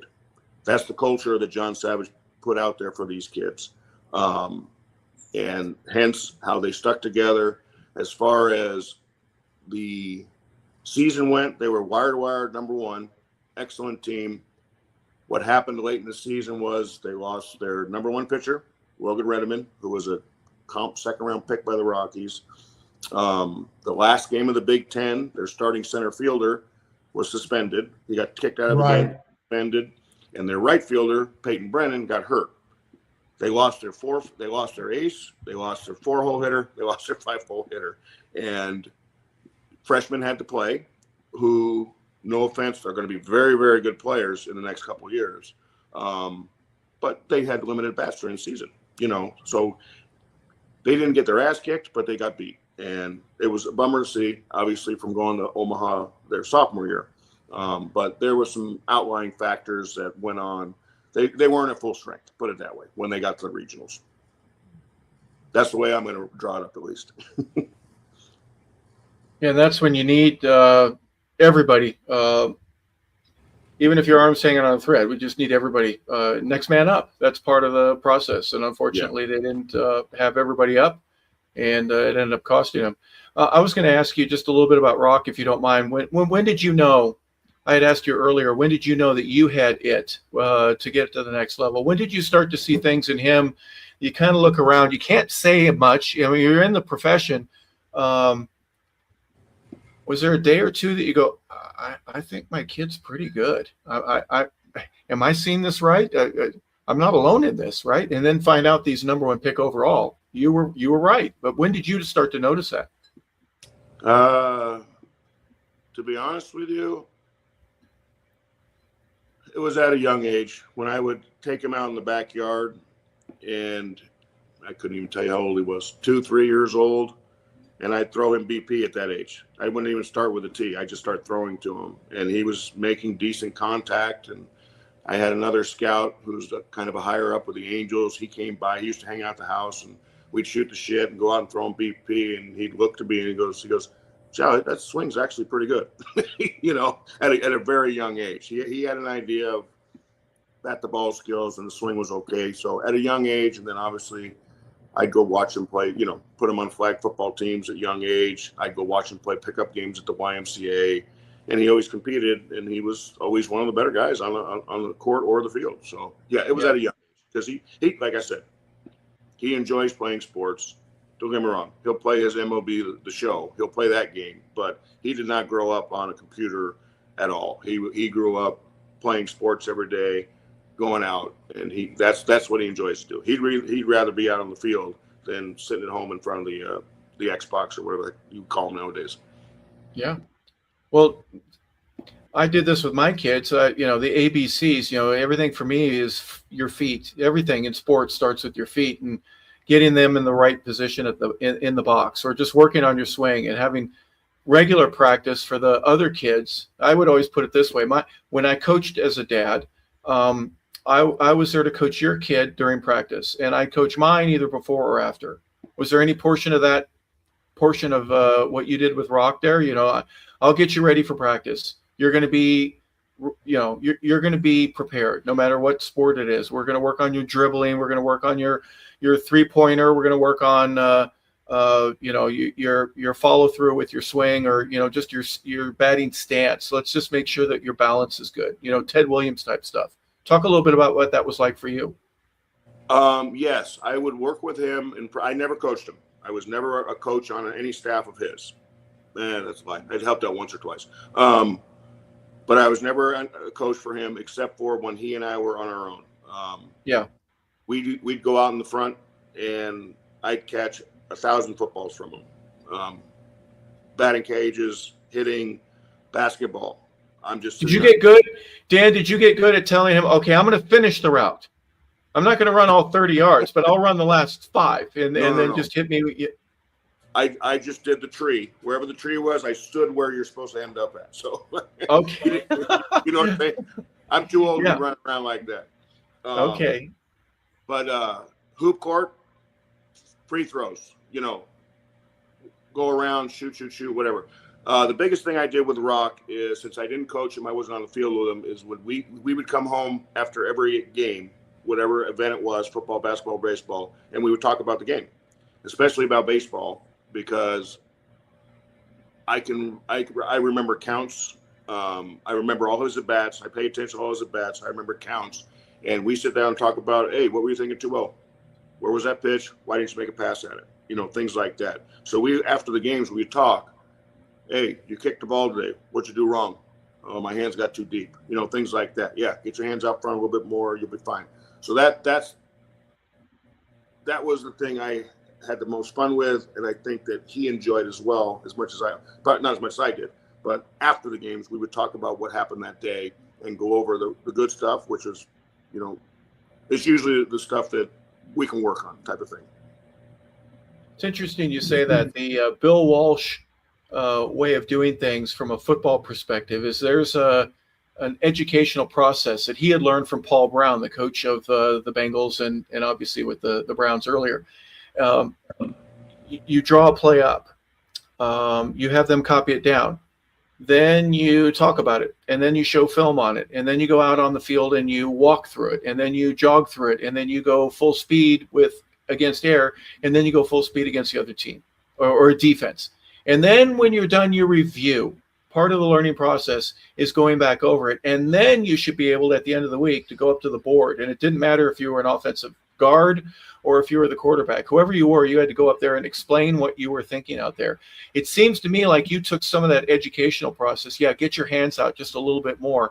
And for him to be able to not only hear it from you, but to speak it, and then the next day or the next time it happens, yes, I got my hands out, Dad, and guess what? I didn't make the error this time. I didn't kick the ball. Or I was able to see the ball. I hit it a little bit deep in the box, but you know what? I ended up on second base. You got to be a part of that process. That's pretty cool. Oh, yeah. No, that's I mean, it's fun to watch your kids. My daughter was a soccer player. She ran track. I got to watch her play sports. My son, obviously, I got to watch him all through high school. High school football is probably one of my favorite things to watch. So yes, and then like I said, after the fact, just sitting on the couch, hanging out and talking about the games, getting his perspective. He gets my perspective, and he's done a good job of making adjustments. His with his sports career. So yes, I got nothing but good memories for him, and hopefully they keep going forward. Well, I imagine it may not be the best of memories, but a lot of fun in that. How many times did you have to go to the grocery store and get 3 full bags, and then at the end of the day, you got to go back to the grocery store because Rock and his sister and then their friends have come over and they've eaten all of your food? Yeah, plenty of times. But plenty of kids. We've had a couple of my daughter's classmates, teammates stay with us in the past, and yes, we've to answer your question, plenty of times. Grocery shopping was a constant affair for sure.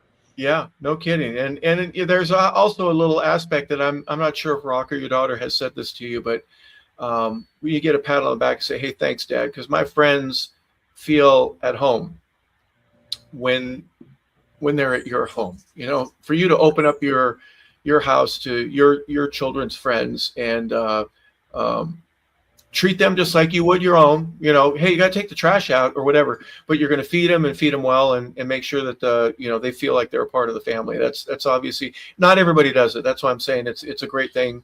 And for you to volunteer that, you and your wife get a tip of the old Dodger hat from me for being able to be a part of that.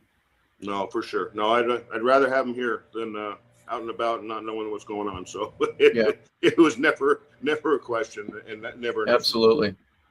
Well, what keeps you busy now, Dan? What I know you're in Arizona a lot, but how do you stay busy? The job, obviously, scouting.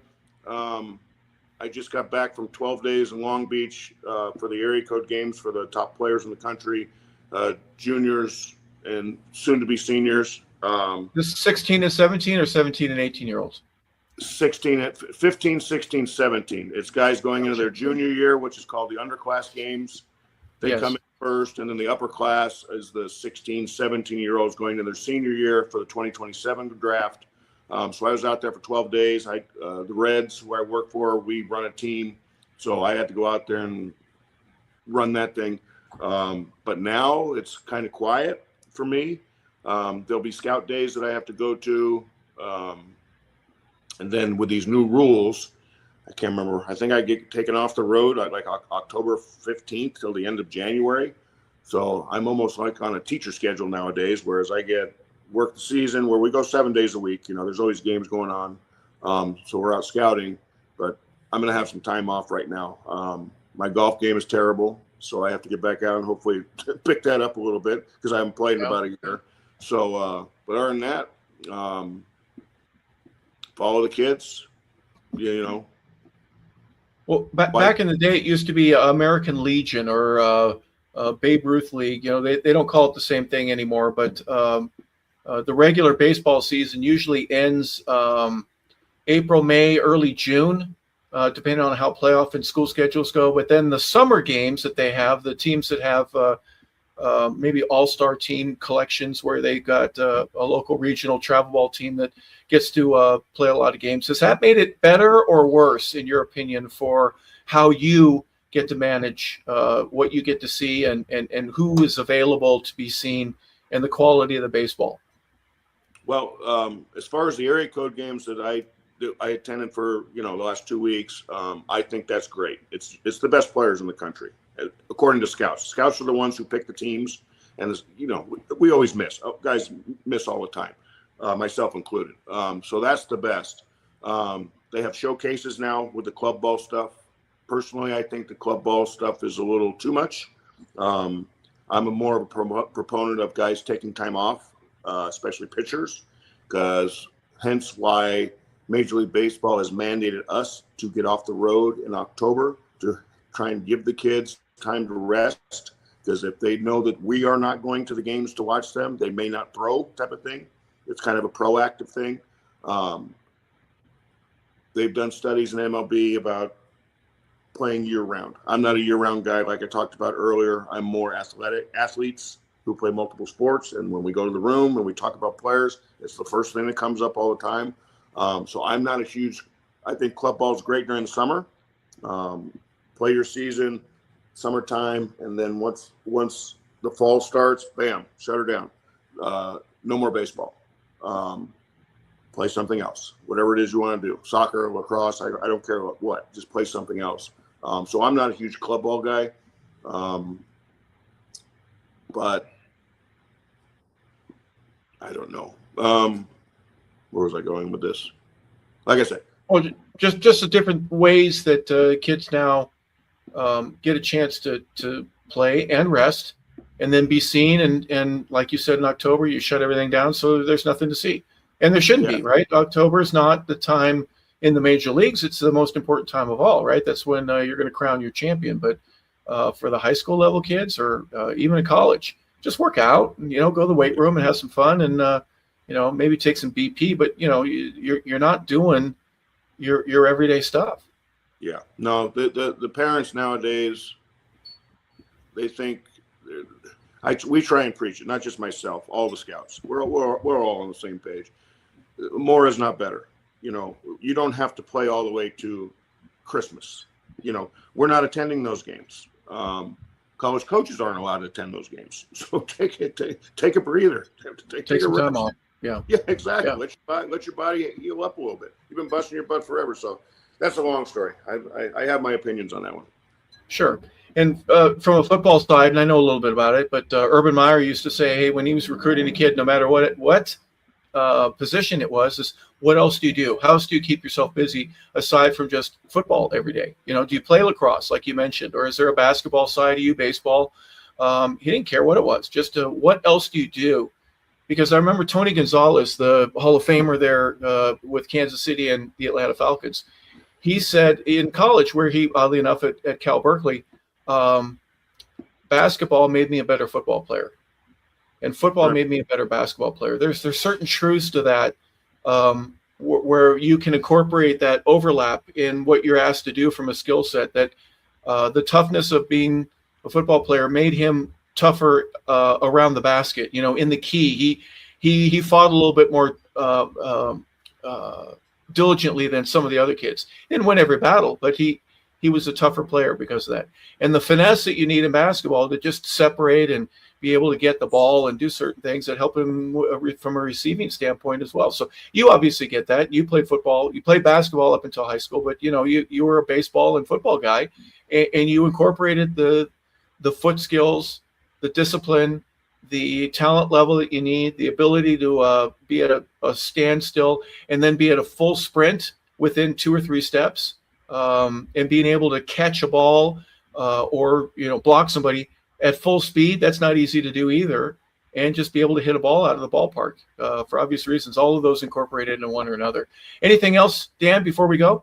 Just to your point right there, real quick, I saw a thing that Nick Saban said about, he was talking about recruiting defensive backs, and he asked every one of them while he was recruiting them if you played baseball. He thought the football players, the defensive backs who played baseball, were smarter players on the field. Interesting.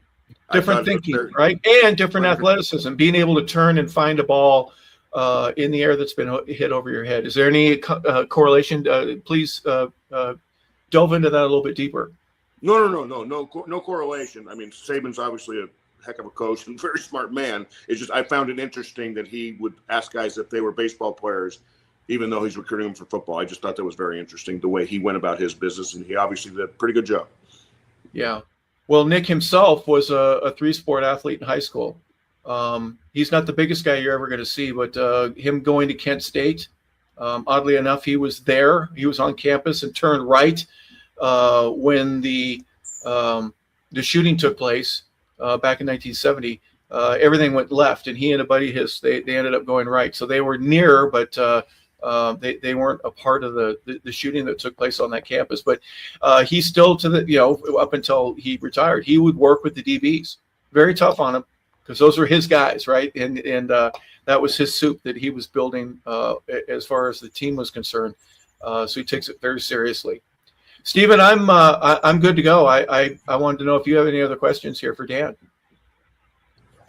Just one question. I'm curious. Your son's name Rock, and the spelling of it, and where did that come from? Was there somebody in your family with that name, or is that a shortened from a longer name? Can you give me the origins of that name? No. His first name is Daniel. His middle name is Rock. Last name Cholowsky, obviously. My wife's father is French Canadian, and his middle name is Rock. And since it's a French Canadian spelling, R-O-C-H, instead of R-O-C-K. Okay. So we made his middle name. My mother named me Daniel. What do you call it? But I can't think of the term. Anyway, and her father, father's middle. So as my mother named me, her father's middle name, that's where it comes. It's Daniel Rock Cholowsky. And it's R-O-C-H because it's a French Canadian spelling. Most guys call him Roach when they don't know who he is. Right. Or first time they meet him. It's a great name, and and phonetically, it's as good a baseball name as I've ever seen. But I would remind you, I don't know if you're aware of this, the great Tom Seaver, his real first name is George. His name is George, or was George Thomas Seaver. Everyone called him Tom. I don't know why they called him Tom. His wife called him George throughout his life, but everyone else called him Tom. So he was another guy who went by his middle name. So your son is following in some prestigious footsteps in that regard. So I want to thank you very much, Dan, for taking the time to be on Take 5 with Steven Travers. I want to offer my most sincere congratulations to your son for all the hard work that he's done and seeing how it's paid off. It's a joy to see the hard work pay off, and I'm really looking forward to seeing him in the major leagues.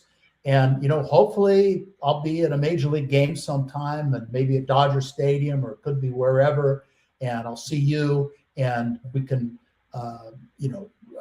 talk to each other in person. And I'd love to meet your son, shake his hand.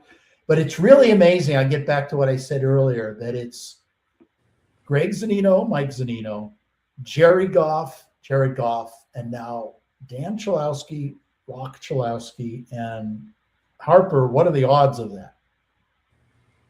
Oh, it's amazing, to have the three great players all have number one drafted sons. It's absolutely fantastic.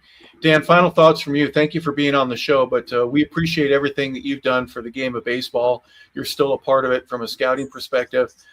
You played it at the highest level. We are so grateful for all the collegiate and high school stories that you've given. It's been a pleasure. And now here it gets to be a legacy where it's a part of your history for obvious reasons. And now it gets to be a part of your son's, your father, and his images for you being fulfilled. Even your grandfather, who was there at that workout that one day.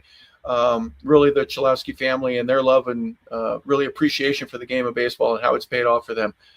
My hat's off to you, sir. Thank you very much. I appreciate you guys having me. I had a great time. Well, for Steven Travers, I'm Harper LeBel saying thank you for tuning in. Logan Landers wasn't able to be with us today, but he's a normal producer. So if you find the show production a little bit different, that's because I was doing it today. So please extend your empathy towards me for that. But I am Harper LeBel saying thank you for tuning in, everybody. This has been 100 Yards of Football, and you're watching Take 5 with Steven Travers with our guest today, Dan Cholowsky. We appreciate everybody being a part of the show. We want to say thank you for tuning in,